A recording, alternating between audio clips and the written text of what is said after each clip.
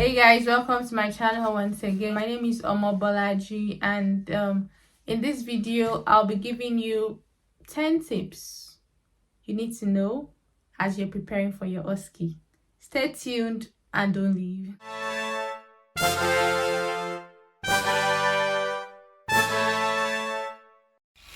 Okay, so number one, be determined. Be determined that you're gonna do this exam and you're gonna pass it well.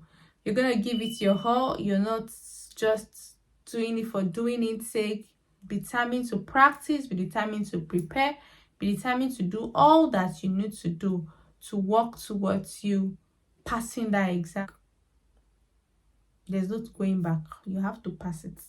You don't have a choice. It is either you pass or you pass. That kind of thing. That's the first thing that you need to do. Number two, get study and practice partners. Like, it cannot be overemphasized. So many times people want to prepare for OSCE and you tend to focus more on getting a tutor, a trainer, going to a trainer's training center. As much as that is important, as much as that is good, I would recommend, but I think it's more important for you to have people you can practice with. Some of these training centers will pair you up and then you can have partners you can practice with. That can also work. But if you don't have access to any of these training centers, maybe on groups you could ask and say, is anybody writing OSCE anytime soon? Does anybody need practice partners? Those are ways you can practice. So you get practice partners where you go through the scenarios, you assess each other, they'll listen to you and you listen to them as well, and yeah, it makes things better that way. So when there are too many cooks, they will say spoils the broth. So like maximum of 3 to 4 people per group would do.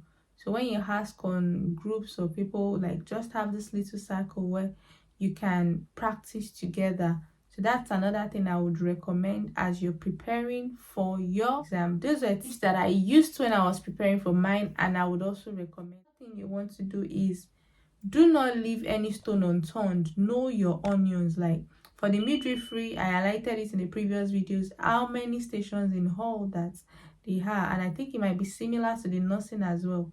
Don't say this one, nobody has said the other station, so I'm not going to practice it, or this station there is no material on it, I don't understand it very well, this station I don't even like it. So we have a million excuses we can give, but do not leave any station unturned. If you're someone like me that it is that station that you say you don't like, that is what you get. I've experienced it 2 different times. When I had my nursing OSCE, ANTT was one station that I was like, God, please, no. Guys, guess what? When I walked in that day, the first station that was staring at me was the so-called ANTT I did not want. Imagine if I had just said, oh, because I don't want it, I'm not practicing it. What would have happened to me? That's for the nursing. And when I had my midwifery OSCE, the postnatal sepsis scenario was one that I wasn't very confident on. Like, it was even a day 2. Like, I just had to like do an in-depth, what is this station even about, what am I going to get?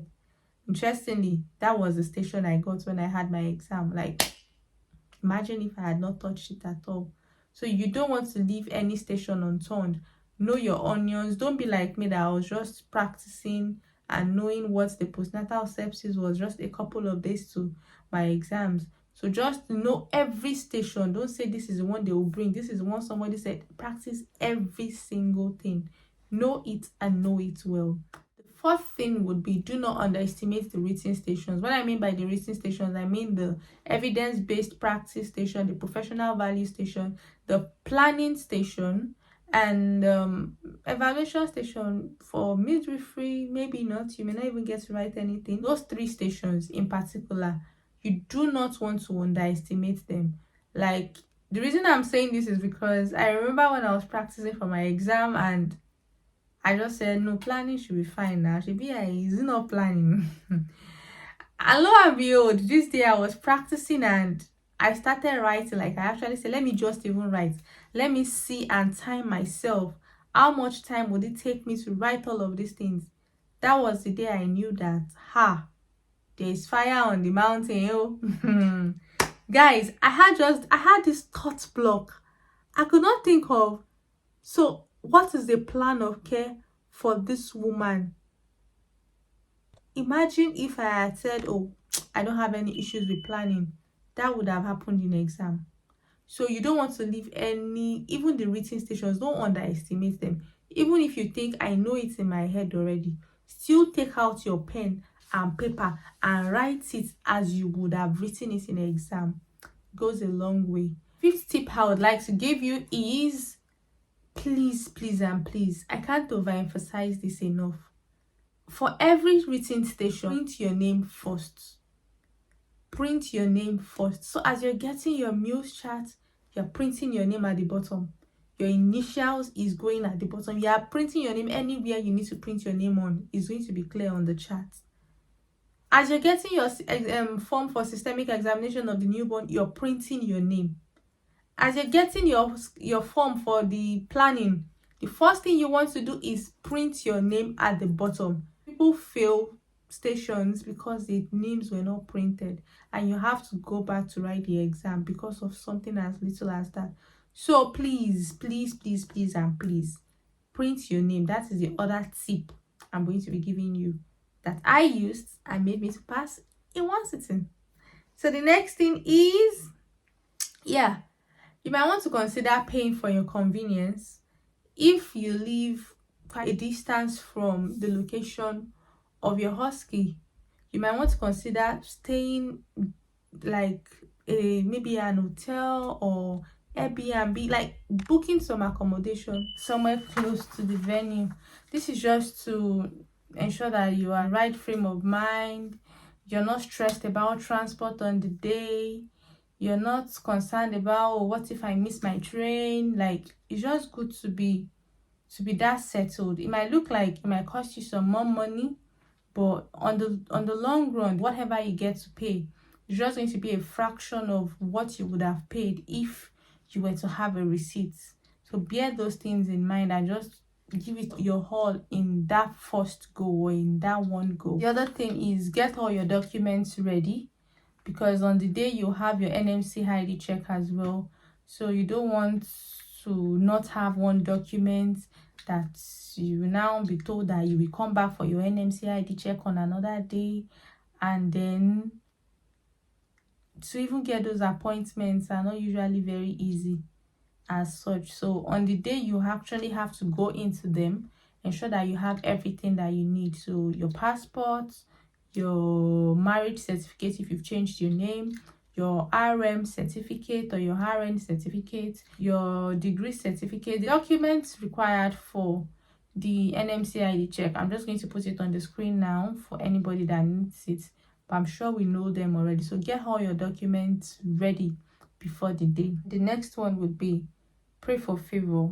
At the end of the day, the God factor is also very important. So pray to God for favor.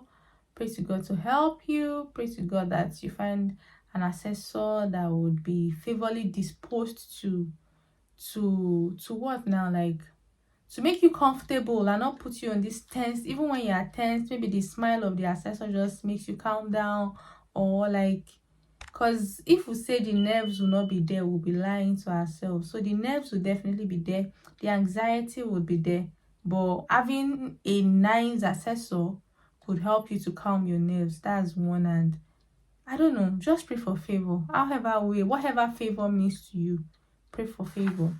And finally, if for any reason it was unsuccessful, it's not the end of the world. No, it's not. It's not.